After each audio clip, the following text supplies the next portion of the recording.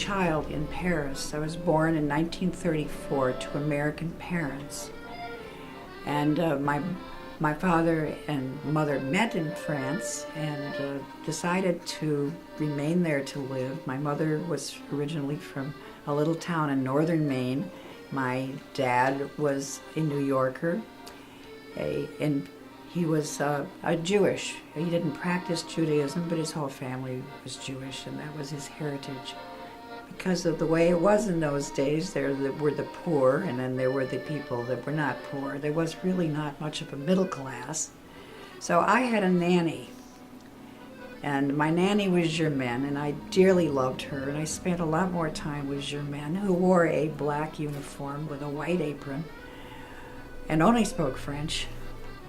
And I was very close to her, because we spent our entire days together. The Germans invaded Poland on September 1st, 1939. I had just turned 5 years old. And somehow a decision was made, and I don't know how. I was sent to America. On September 10th, I was on a ship, the SS Washington, an American ship out of Le Havre, with a woman I'd never really met before, Madame Selby. She was really an American. Her name was not Madame, it was Mrs. Selby, I think. But anyway, I called her Madame Selby. And she had this little dog, and I love dogs, so I was willing to go with this perfect stranger and her dog, as long as I could walk the dog on the deck. Maybe part of the decision that my parents made about sending me to America was that they thought that I was being frightened by Germaine's memories of the First World War. She really hated the Germans. She called them the Boche. And the way I remember it, she said that she had been bombed. And so she told me these stories, and I had a nightmare one night. And I remember the nightmare. It was a yellow plane.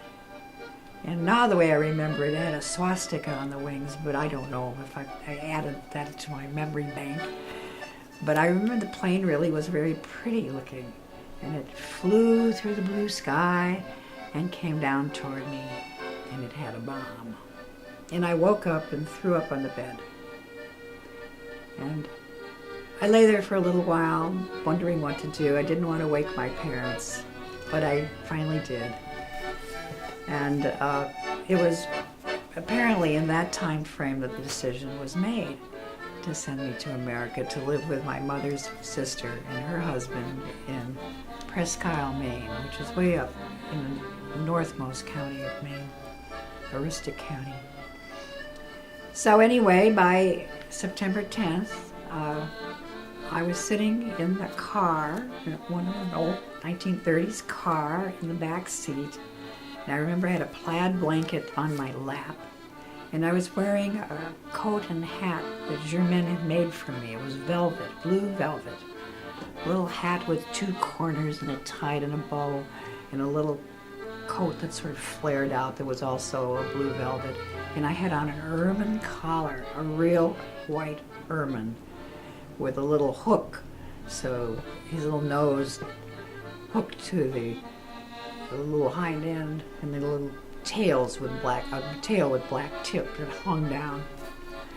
And Germaine had also made a similar outfit for my doll, and I was holding my doll, and the doll had, I think, a rabbit fur, it's a little furry thing to mimic my ermine. And I can remember Germaine in her uniform standing by the curb and saying, "Soon you'll return." Of course, she said it in French. And I said, "Perhaps, but I don't think so." And I have no idea why I said that, or how it was that I sort of knew that this was a very huge event and that life was going to change profoundly. I was picked up in Boston 5 days later by my aunt and uncle, whom I had met once before, and but they spoke only English and I spoke only French. And I was very determined to learn English, and that year I went to kindergarten in Presque Isle, Maine, and I learned to speak English, and my Aunt Pearl hired a woman to speak French to me so I wouldn't lose the language, but I said, I'm an American girl now. And my uncle just doted on me and told stories about me at the Rotary Club. What I would say, like, les mosquitos n'est pas gentil. And that was because I wasn't accustomed to mosquitoes in Paris, but there were lots of mosquitoes in northern Maine, and they bit. July 14th, no, 16th and 17th, 1942, when over 13,000 Jewish families were rounded up and imprisoned in the Velodrome. The French police did this. The French government, as you may know, had capitulated to the Germans, who had invaded in 1940. I had missed them by about 6 months, because by June 9th of 1940, they'd come into France. So the occupation had been going on for 2 years. So these Jewish families were rounded up, and this is by the French government. This is not by the German occupiers. This was the French idea. And the children were separated from their parents, and then they were put on trains and transported to concentration camps where they were gassed.